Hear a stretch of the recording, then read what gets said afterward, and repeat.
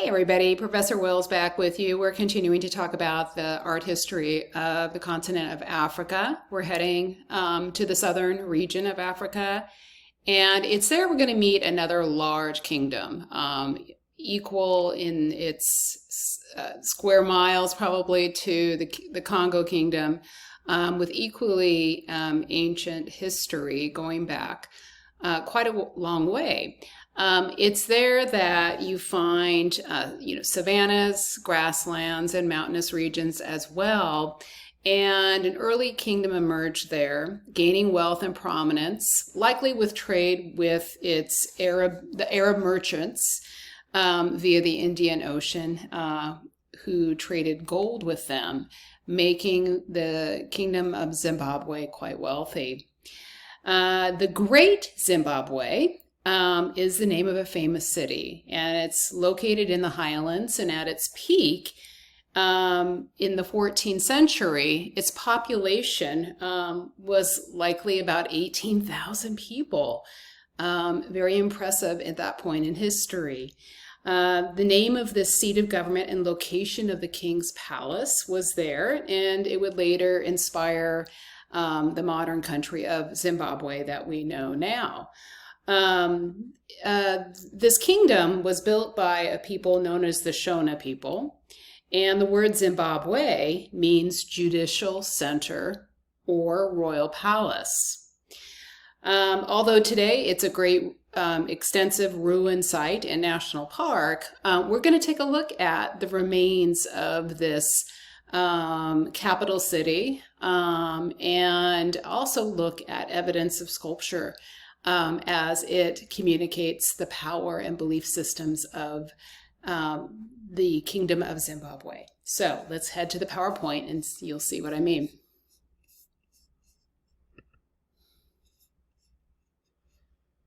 All right, taking us to medieval times once again.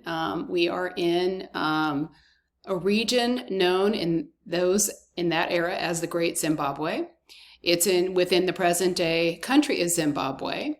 It was associated with the people known as the Shona people. And we're looking at evidence of the peak of that world in between the 11th and 15th century. What we're looking at are three photos here that show at the Great Zimbabwe, the famous city located in the highlands, the center of rule and the palace, something that still remains in ruin form, known as the Great Enclosure. It's a wall that you can see very tall that surrounds this enclosure, that ranges in height from 20 to 32 feet. It features turrets and monoliths.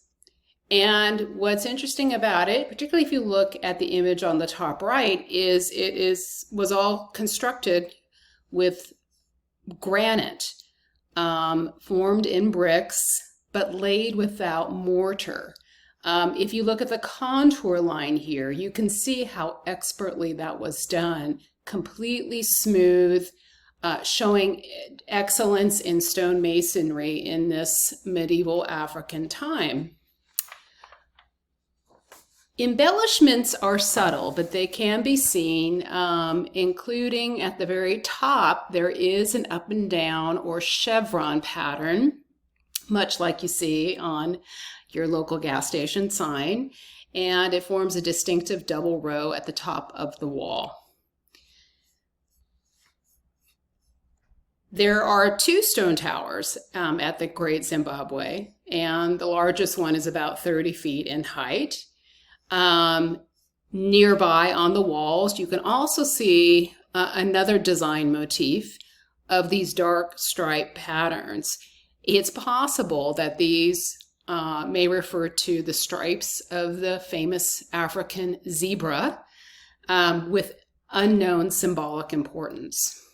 There are also various soapstone carvings with breasts and others with phallic forms that may suggest that this was a place of initiation rituals.